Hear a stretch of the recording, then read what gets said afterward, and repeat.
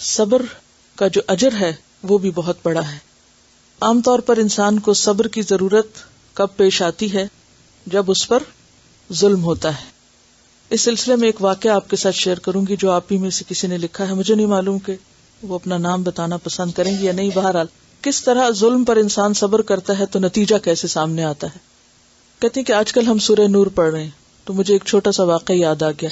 پچھلے سال جب میں لاہور میں تربیتی کورس کرنے کے لیے گئی تو ایک گھر کرائے پہ لیا, کسی کے گھر کا اوپر والا حصہ. وہ گھر نیا بنا تھا. میں نے 2 دن میں جلدی سارا گھر سیٹ کیا تاکہ سکون سے کورس کر سکوں. جب داخلہ لیا تو مالک مکان بہت ناراض ہو گئی کہ یہ نیا گھر ہے اور تم سارا دن بند کر کے چلی جاتی ہو.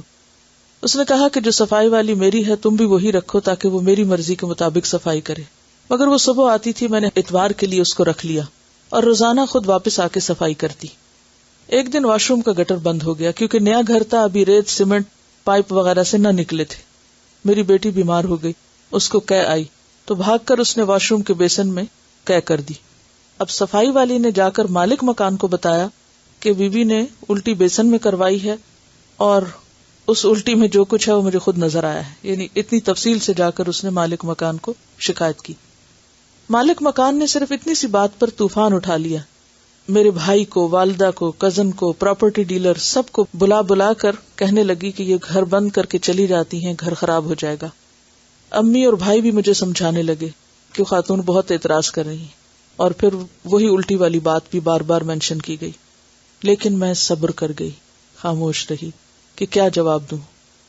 پھر ایک دن کالونی کی عورتوں نے مجھ سے کہا کہ آپ کی مالک مکان ہر جگہ کہتی پھر رہی ہے کہ میں نے اس کو گھر سے نکال دینا ہے کیونکہ یہ اپنے بیٹے کو گھر چھوڑ کر خود چلی جاتی. یہ کون سے اسلام میں لکھا ہے؟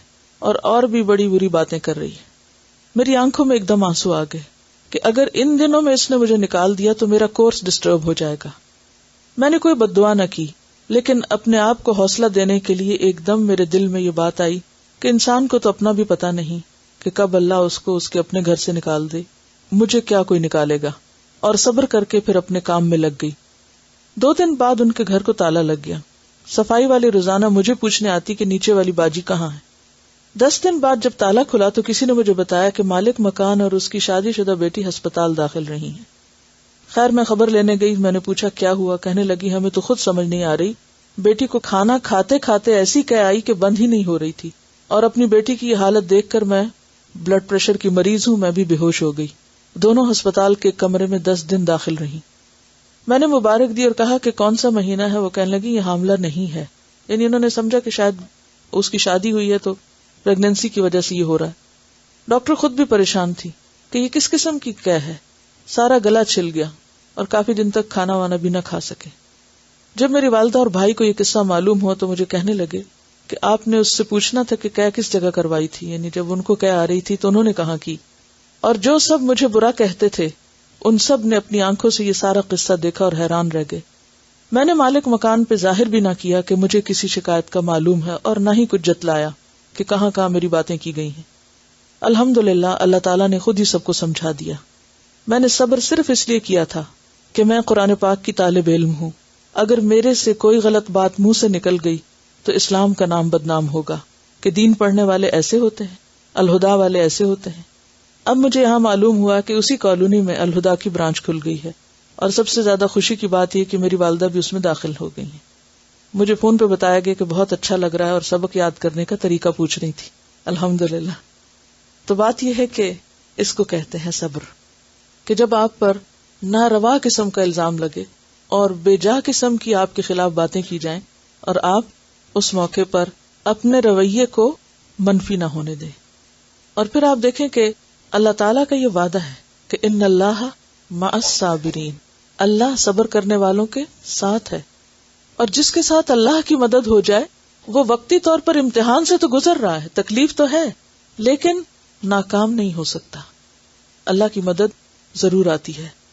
اور بعض اوقات اللہ تعالیٰ ایسے حالات پیدا کر دیتا ہے کہ انسان کے اوپر آنے والے الزام اور خاص طور پر دین کا کام کرنے کی وجہ سے جو بے جا اور ناروا باتیں کی جاتی ہیں, کیونکہ وہ حدیث بھی آتی ہے نا کہ 3 لوگوں کی مدد کرنا اللہ کے ذمہ ہے. 3 لوگوں کی مدد کرنا اللہ کے ذمہ ہے, اور ان میں سے ایک شخص جو اللہ کے راستے میں جہاد کرنے والا ہو. جو اللہ کے راستے میں نکلنے والا ہو. یعنی اللہ اس کو تنہا نہیں چھوڑتا، اس کی مدد ضرور کرتا ہے. اور قرآن میں بھی کیا آتا ہے؟